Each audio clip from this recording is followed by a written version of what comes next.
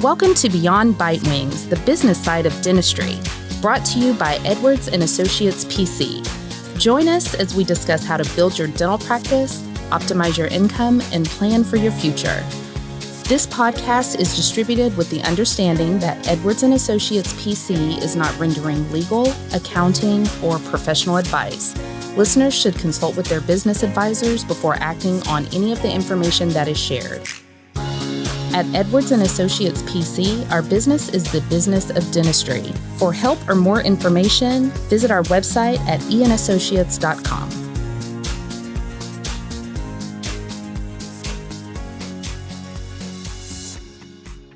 Hello and welcome to another episode of Beyond Bitewings. Today we have with us a very special guest, Dr. Sharon Tiger, a nationally known practice management consultant and business coach to dentists. She coaches her clients to lead their teams and communicate clearly and effectively in day-to-day dental office operations. Sharon, welcome to our podcast. Tell me why dentists need to learn to lead. Doesn't a business owner already know how to give employees directions on how to get the jobs done? Well, I thank you. Yeah, of course. But most of the time they don't know how, because what they learned in dental school is how to do dentistry, but no management skills or know how to be a leader. And that's something that they learn nothing about, just like they learn nothing about how to run a business. So it's really important for the business to be successful, for them to know, how do I lead my team? How do I tell them what my expectations are? And most people are not prepared to do that. I see. So if they can do that, if they can let the team know of their expectations, then they have the opportunity for the team to respond and reach the levels of success that they want in their practice. But it's something that can be a learned tool. You don't have to come out and go, oh my gosh, I'm not a leader. I'm going to fail in my practice. So everyone, no matter what their personality style, can learn to be a leader. It might be different with everyone, but it's a learned skill. I see. Even though they learn nothing about it in dental school. I see. And what do you mean by personality skill? So there may be a strong personality, like a driver or a strong leader who's been a leader his whole life. Like a natural-born leader. Natural-born leader. But those are probably rare. I think you would have to hone the skill more than that's your God-given gift to be a leader. Probably about 5% are really natural-born leaders. Well, that's good. That's promising that others can learn to do this. Right. Okay. And then there's, the other end of the continuum, there's your pleasers and your laid-back people who don't want to create any conflict or anxiety with their team. So can they become effective leaders as well? They can too. They would learn some different skills. A lot of times I have to teach my driver doctors how not to drive the car so hard. Not to drive so hard on the team to where the team shuts down and doesn't communicate. So the pleaser is very easily to work with because they're anxious to learn. And even when they become a leader, they're more laid back, but they can still get the job done. But it is something that's a learned skill and has to be taught. I think that's the surprise to most of them. I think they just feel like they ought to know how to do this. I have my business now. I should be able to lead the team. Right. Well, they assume whenever they tell an employee something to do, they're going to jump to it, get it done, and do it in the way that they had imagined it to be done. Right. Exactly. Yeah. The way they thought they should know. Exactly. Right. How often does that happen? Rarely. Yeah. And is that recommended, though, where, things should be done the way you're imagining it to be done? No, it's recommended to have job descriptions. Right. That everyone knows what their job description clearly was. Communicate those expectations. Right. And so, exactly. So the doctor clearly communicates their expectations and follows up with them. With no job descriptions and no follow-through, holding them accountable, it's very difficult for any goals to be established. So I feel like the first thing a dentist has to do when he gets with his team is tell them what his vision is or her vision. What do I want to see in my practice? What kind of patients do I want to work with? What type of atmosphere do I want to have? I have come up with a vision that you can communicate to your team. What kind of dentistry am I going to do? How do I want the team to be? And that's something a pleaser or a driver or any personality can communicate. Right. But they have to know what your expectations are. And the next thing is, after they know what your expectations are, who's going to do what? What are the job descriptions? Division of labor. So that they can accomplish this vision. And the next thing to do is set goals with them. Individual goals, team goals? There are team goals and there are also individual goals. So team goals might be, we're going to present 5-star customer service in our practice. And everyone walking in here will think that we're the best practice in the world. We're the Chick-fil-A of dentistry. Right, Chick-fil-A. Good idea, right. Good idea. And that they're smiling and that nobody has an attitude and that everyone's friendly and warm and the patients can feel it and refer their friends to the practice. I see. So it's about the whole experience. It needs to be a memorable experience. Right. Something that they can connect to and they want to come back to. Right, that the patients want to come back to. Right. And the dentist has to create this type of culture in the practice that the team likes being there. He or she has let them know their expectations, and they're following through because the doctor is following up with them. I see. And then what are some examples of some individual goals they would set for the team members? So, for example, there might be production goals. And for I'm just making this one up, you have to see what the goals need to be in your practice. But it could be that the hygienists need to produce 1,300 to 1,500 a day. So that's an individual goal. So are dentists by and large good at goal setting, or is this something that they typically don't do, and when you come in you're like, oh, don't you have any goals? Typically they don't do this because they don't. It really goes back to them finding out what do they have to collect in order to make the practice work. So if they don't, the only way they can find out what they collect is to have a financial planner, a firm like yours, where they can find out what do I need to collect? What are my expenses? What's my overhead? So, and many of them try to guess this on their own, and they don't have no idea, so they don't set any goals, and they end up just kind of floating along. Floating there, just about making it. It seems to me like a big part of leadership is choosing to be proactive, and that's really hard to do. Most people are reactive. They just are going along day to day and worrying about every day brings chaos, so they're buried in the chaos of the day, and they have to stop and think about what they want to achieve. That's a perfect description. I was just recently in a practice where the doctor graduated from dental school. He got a financial planner and an accounting firm to work with him. He read everything he could on leadership, and he had a light, laid-back style. He went to some leadership courses. He had, just really in his first year, he did all that. That's remarkable. Which was remarkable because he had an open mind for me to coach him on what he's doing, which it was just impressive that he even did that. But he said he had some friends who were older dentists, not something they told him in dental school. The first thing you should do is get a financial planner or a business accountant to help you come up with what you need to produce and collect. Once he knows that or she knows that, then we can set goals with the team on what we need to produce, how do we collect, and eventually even put a bonus system in place where based on collections. But they can't do that unless they get the direction from someone like y'all. Yay. And Lynn, how many of our clients would you say have goals? That would be a really hard number to gauge, but I definitely think it's on the low end. I think they have goals, subconscious goals, right. But they don't have goals that they've iterated or written down, or they really know what they are. They're not concrete. Yeah, I agree. I think in their head they have a goal, but they haven't communicated that to the staff, and they certainly haven't put it down on any piece of paper like a practice monitor or something. Right. And they also don't know how to transfer that to scheduling to a daily goal. How do you schedule to a daily goal? Right. How do you teach the front to schedule a certain way so that we hit our goals, but we're also running the practice smoothly? Right. So even though they may have goals, they still have to transfer it on how is that going to show up on the schedule? What needs to happen for them to achieve these goals? how do we achieve these goals on a schedule? What type of treatment do we need to put in a day to make this happen? Right.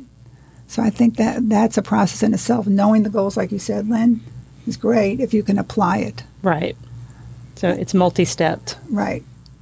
And also, big thing, which I haven't mentioned, is being knowing how to communicate. Communicating with your team is the most important thing there is. It's so difficult. Doesn't everybody know how to communicate No. effectively? No, and I think that's also a skill that can be learned. I think it takes practice, but I think it's a skill that can be learned. But if the team can't see you communicate, for example, I have my dentist meet once a week with a different team member. So 1 week they might meet with the front desk, the second week they might meet with the hygienist, the third week they might meet with an assistant, and I have them sit down with them and talk about what's working and what's not working.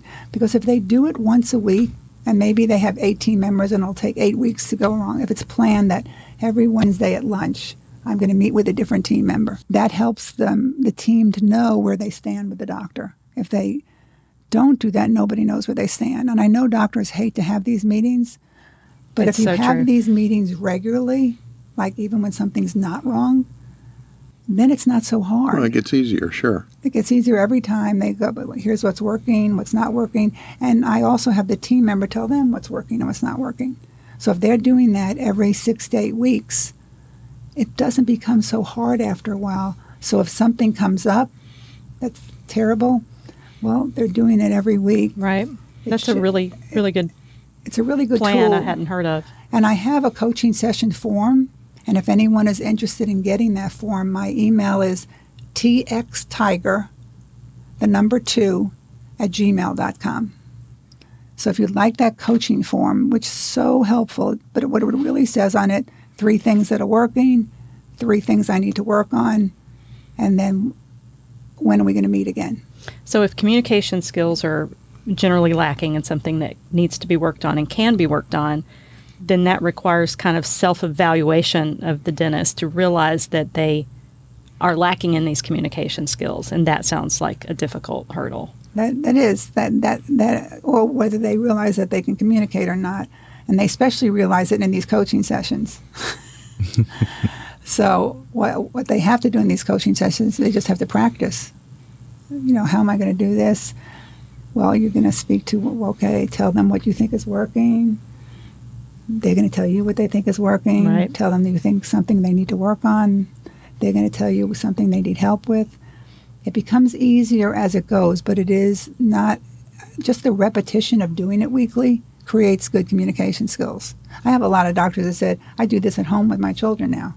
Oh, wow. You know, Yeah. so I always try to teach a life skill that can be used not only in the practice, but in their personal lives as well. So communication is the key. It takes time.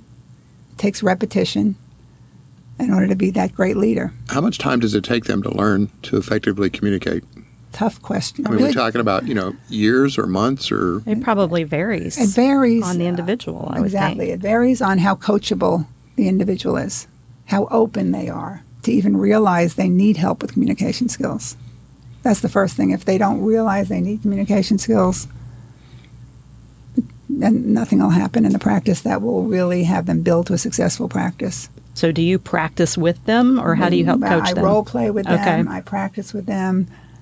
Like many, many times I practice with them on the phone. We're always practicing communication skills. So this is something they can do. They can practice. They can practice. Not with the team member, but with someone who's... Yeah, I would say practice with your spouse. Yeah. Practice the coaching session that you're going to do tomorrow with Carol. Practice at home with your spouse. Your spouse is Carol, or practice with your spouse. That's a good plan. And also role play during these coaching sessions. It's really good to role play things that you think they need to work on. So then you don't feel like you're just doing coaching sessions, but maybe you're the patient and they're the front desk person and you want to practice how they answer the telephone. Okay. So you can also have a little task, because you may have heard that your front desk is not answering the telephone great. That happens. So rather than attacking her in your coaching session, you can actually role play and practice. Let me be the patient. You answer the phone and actually practice what they need to work on and what steps they need to get better at. the coaching session is the key. Okay. Really the key to creating that bond with your team. I see. So it's practice, practice, practice. That's like any skill, right? Right. That's what I tell all my doctors. No, but that coaching session didn't go well, Sharon. Practice, practice, practice. Repetition, repetition. And repetition is retention. I mean, by your 30th coaching session, you will be much better at this. It will not be a big deal because you will have done it so many times. And if you do it once a week and don't all of a sudden drop out and do it, I think I'll just do it once a month. I think I'll do it quarterly. I was just going to say that because I can so see that happening, like in my own life. It does happen. Yes. That's why I told them I'm just going to have one meeting a week. I'm trying to not make it hard. You're not going to have to meet with all of them that week. You're just going to have one meeting a week. And I feel like if you drop that out and I say, how are the coaching sessions going? When I speak to them on the telephone, they go, oh, we've changed it to quarterly. Well, that's just not, they're not going to get any better, the dentist, in their communication skills. And the team is not going to really understand the expectations and what the doctor expects from them and how they're doing. Rather than waiting once a year to do an evaluation, I feel if you do these coaching sessions regularly, you won't need that once a year evaluation. So is that one of the biggest mistakes that you see dentists make is to drop out of the, or do the coaching sessions less frequently? Right. And then when they have to do this big evaluation, it's a big deal. Right. And rather than making it a big deal, it doesn't have to be. It could be one of your coaching sessions. I mean, let's just say you want to give them a raise. That could just be one of your coaching sessions. It doesn't have to be a whole separate evaluation. And if you're doing it regularly, it should be easy. Well, if you're doing it regularly, they already know how they're performing. Right. And and the doctor knows how they're performing, and it doesn't become this big deal of having a performance review. Which everyone hates. Everyone hates. The doctor hates it, the team hates it. Everyone, absolutely And everyone. the team really likes the coaching sessions. I hear many team members say it's my only time I can talk to the doctor privately. Because they get used to it after a while. It's their only time that they can have some private time with the doctor. And sometimes the doctor finds out something in that coaching session that they never knew. Oh, yeah. I'm certain that's true. Because they get comfortable after a while and they start talking about what's not working for them, and it becomes much more a better relationship. I see. And they really learn and share with you what's going on in the practice more than they would have shared before if you didn't have these regular meetings with them. I think this is a key, the coaching sessions, to be a great leader.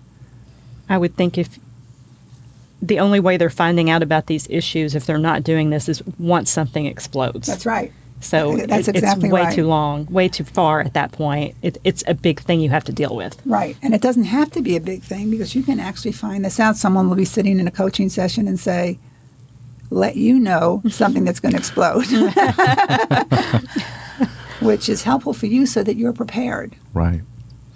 The one other point I want to bring out here is, which has nothing to do with coaching sessions, but it's really important to remember when a team puts you on the spot and asks you a question, like, when are we going to do this? Or when are we going to get a bonus? When are we going to bonus? When are we? It's something that's uncomfortable. My favorite thing is, I'll get back to you in 48 hours. Okay.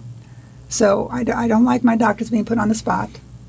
I like them to have time to call me with some coaching. Right. And so they begin to learn that every time when I ask them something and they don't know the answer, they're going to say, you know what, let me think about that for 48 hours. I'll get back to you. Oh, why So you're giving 48 them- hours? Oh, Well, go ahead. Yeah, why 48 Well, hours? it could be 24 hours okay. if you feel comfortable that you can make a decision that quickly. But you're giving them permission to not answer Yes, immediately. and you're also telling them, I will get back to you. The worst thing would be not to get back Right. to them after that 24 or 48 hours. Right. I see. Thinking the issue's just going to die. Yeah, so in 48 hours, you know what, I'm going to get back to you. And then what the doctor needs to do is somehow get a reminder for himself, whether he's going to put reminders on his phone to follow up on that question, whether he's going to put it on his calendar. Every doctor has to find a way to remember the things he's told the team or she's told the team, or else it looks like he doesn't follow through. Right. Which translate to, I really didn't care about your issue. I didn't really care about your issue, and I just told you 48 hours or 24 hours, but I'm not getting back to you. And a lot of times my doctors will tell me, I just didn't remember. And then I try to come up with it. Let's look at a way you can notate things so you can remember.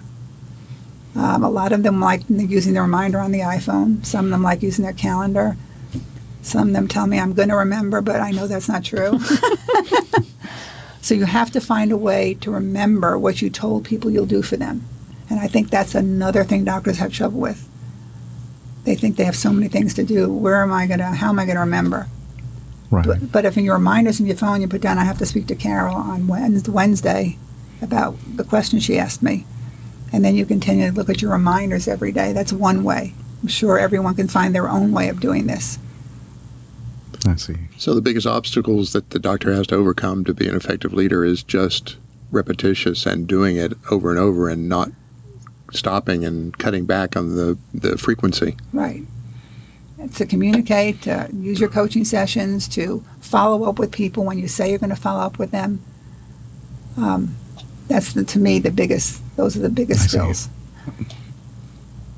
Okay. Any last tidbits of information you'd like to share with the listeners? Very important for a leader to not become friends with the team. Mm-hmm. So I wanted to leave this little note. Yes, you can talk to the team, and yes, you can have a relationship with the team, but I recently had a female doctor who was working out in a gym, and the hygienist was meeting her there every night. Wow. Okay, just two females working out together, not a big deal, but it bothered the rest of the team.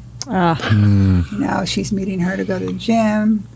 We don't meet her. That little thing of working out at the gym together turned into a big deal, because I feel like that's going beyond what you need to be doing with your team. So that created conflict among the team members. The other hygienists, the team members. Okay. Should we all go work out together, which was absurd. That was not going to happen. But I feel like crossing that line of being too friendly.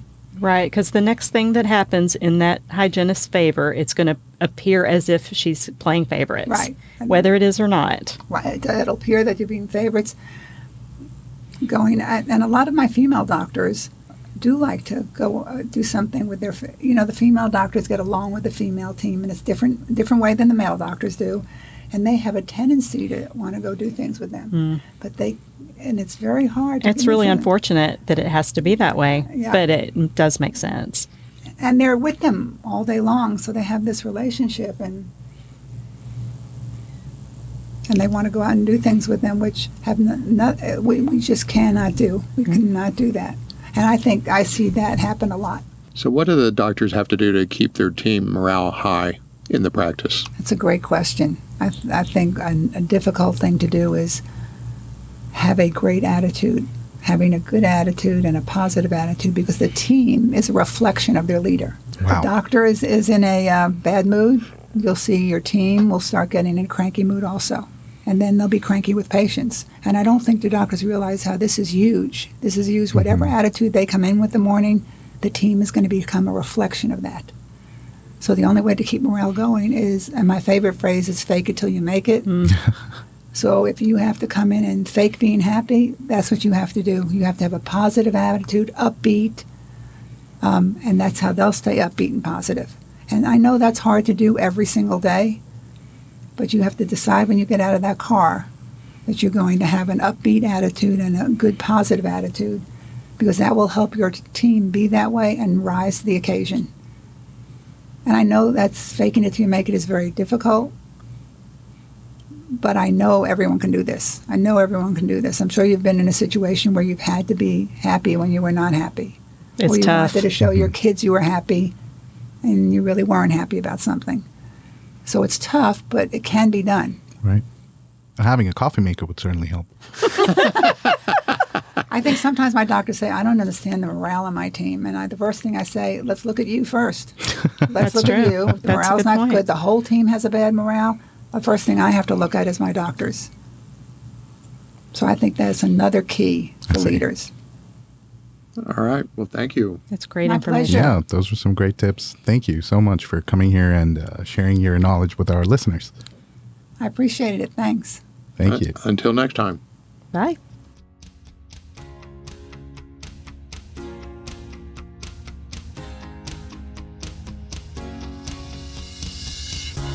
Thanks for listening today. Be sure to subscribe to Beyond Bitewings on your favorite podcast platform. For more info, you can follow us on Facebook, Twitter, and LinkedIn, or reach out to us on our website, You can also shoot us an email at info@eandassociates.com.